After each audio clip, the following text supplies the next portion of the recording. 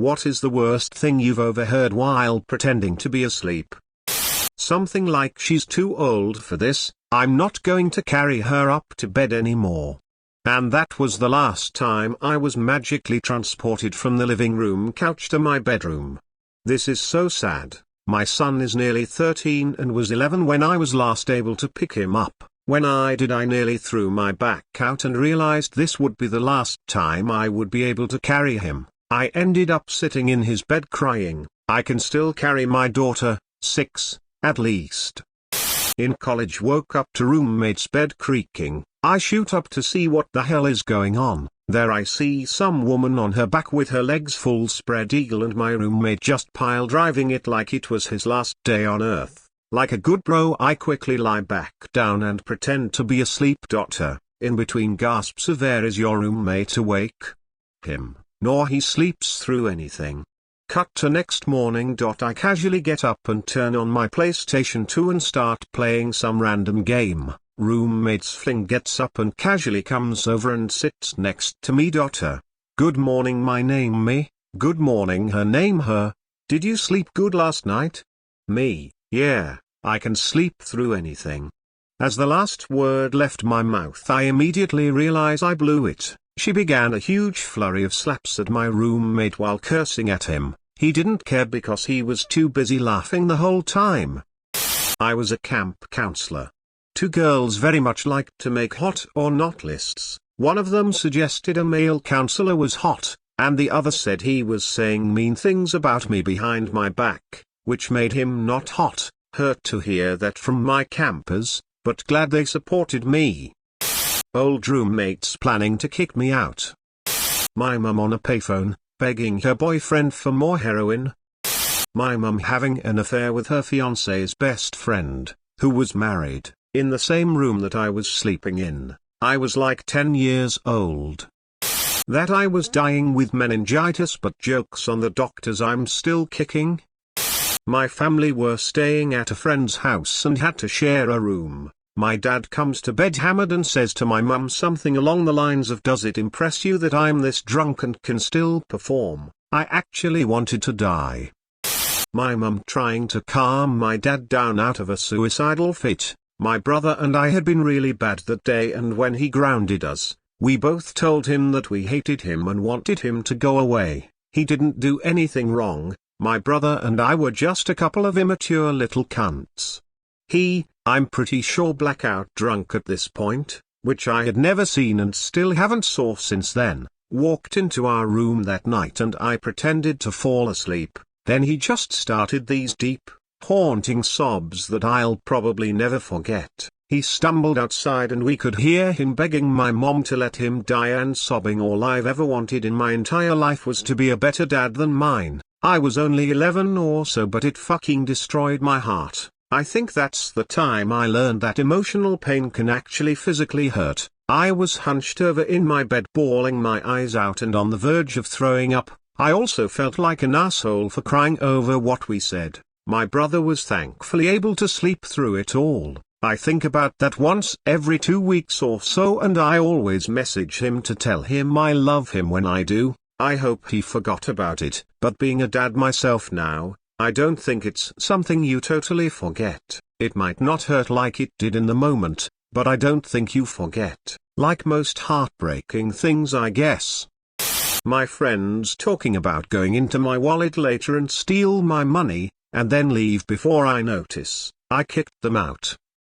Before I got divorced, was laying in bed late, 11 AM or so, on my day off, after a long string of I think 10 or so work days in a row. My ex, who refused to get a job, was in the next room playing a video game, and I heard him say that motherfucking bitch is still sleeping. My mum and aunt talking, thinking 10-year-old me was asleep. Aunt, little me is so cute. Mom, no, he's not very good looking at all. My sister's soon-to-be fiancé wanking while saying her name. Not me, but my wife heard her boyfriend having sex with her best friend. This was obviously long before we met. My sister got drunk and I heard a loud thud and she blacked out. Two of her friends and my mom and dad were shouting at each other and they were saying to shut up cause they didn't want to wake me up, and they were all crying thinking she was dead, and I couldn't tell my sister I was happy she didn't die. Now I appreciate seeing her every week. My dad and stepmom was having a foursome with a couple of their friends. We were at a summer house and they did it in the living room. I felt so uncomfortable eating breakfast the next day. Probably the funniest was on a camping trip with the boys. I have sleep apnea and use a CPAP machine. I overheard a couple of my mates talking about smoking a joint and hotboxing me through the air intake of my CPAP machine. When I was a wee tot, I pretended to be asleep in the family room so I wouldn't have to actually go to bed, and once my parents were distracted, I could keep watching TV. I then got to hear my dad proposition my mom for couch sex. It's been many years so I don't remember exactly what he said, but it was something along the lines of hop on pop. Sleeping over at a friend's house when I was 14, all of us on the floor in living room, couldn't sleep. Two of my friends, guy and girl, directly next to me start doing freaky things to each other. I was extremely shy and a couple of years younger than them, so I stayed quiet and hoped they'd stop. Had to listen to them for an hour while she made weird ass moaning squeaky noises and he was singing, in a weird slightly whispery sinny voice, Matchbox 20 songs to her while he did whatever he was doing. That was last time I slept over at a friend's house. I wasn't pretending to be asleep per se, but I was well on my way. I was under anesthesia and was fading in and out. I remember closing my eyes to help move things along. I was in a lot of pain because my appendix ruptured. This happened years ago, so I can't remember all of the details, unfortunately. I remember being moved over to an operating table, and they told me to take my shirt off. I think I heard someone go, "What do you think would happen if I poked her belly button right now?" I was an outie prior to having an appendectomy. They went through my belly button, so that is no longer the case. Anyway, someone, very quickly, responded, "Dude, that is not funny. Remember what happened the last time?" It's possible I was starting to dream, but I remember it making me feel a mix of amusement and anxiety. On a class trip, I heard a girl talk badly about me to the other girls in my room, saying I was a retard and too dumb to stand up for myself. She said the only reason she didn't bully me out of this school was because she needed me to help her with my homework. Then my best friend stood up for me. She said that I wasn't dumb and just a bit shy, and then told her to F off. My roommate and her FWB having loud, dirty talk sex. I just had my wisdom teeth out and I think they assumed I was passed out on pain meds.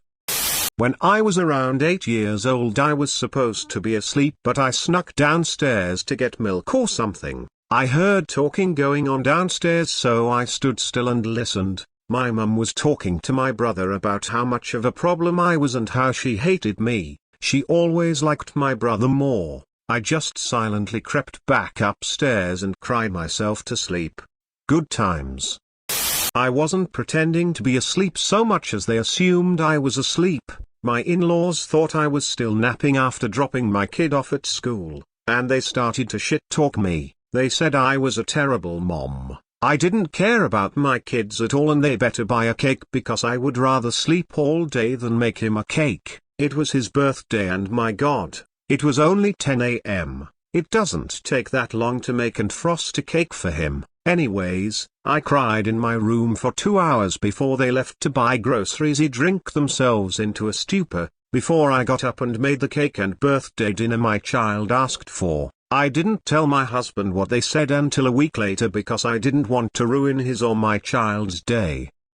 Had a bunk bed in college and one night my girlfriend and I woke up to my roommate banging some chick on the top bunk. My girlfriend asked me what we should do and I just mumbled just go back to sleep because I figured saying something to them at the moment would make things much more awkward. He still doesn't know. I was at my BF's apartment staying over.